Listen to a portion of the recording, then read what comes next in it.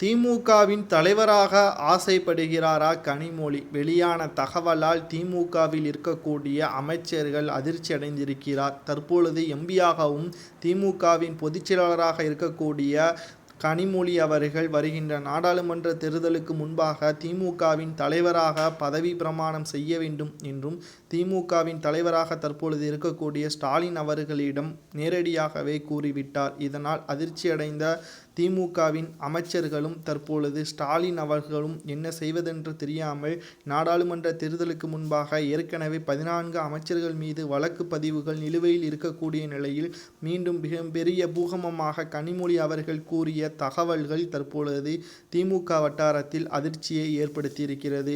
தற்பொழுது திமுகவின் தலைவராக கனிமொழி அவர்கள் எதற்காக ஆசைப்படுகிறார் என்ற கேள்வியை திமுகவின் மூத்த அமைச்சராக இருக்கக்கூடிய துரைமுருகன் அவர்கள் கேள்விகளை எழுப்பியிருக்கிறார்.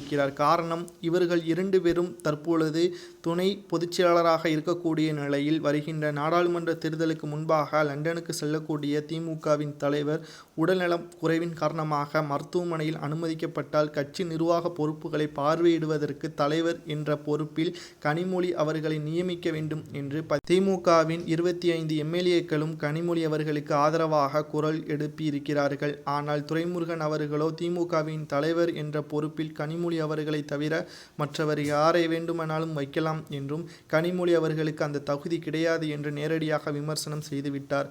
இதனால் தற்பொழுது அதிமுகவை போல் திமுகவிலும் 2 அணியாக உருவாவதற்கு திமுகவை மூத்த அமைச்சராக இருக்கக்கூடிய துரைமுருகன் அவர்கள் வழிவகுத்து விட்டாரா? தன் அவசர புத்தியால் திமுக தற்பொழுது நாடாளுமன்ற தேர்தலுக்கு முன்பாக 2 அணிகளாக பிரியுமா என்ற ஒரு குழப்பமும் நிலவி வருகிறது. பொங்கல் நாளன்று திமுகவின் தலைவராக பதவி ஏற்க வேண்டும் என்று கனிமொழி அவர்கள் கூறியதால் பொங்கலை கொண்டாட முடியவில்லை என்றும் தற்பொழுது திமுகவின் வட்டாரத்தில் தகவல்கள் வெளியாகி இருக்கிறது.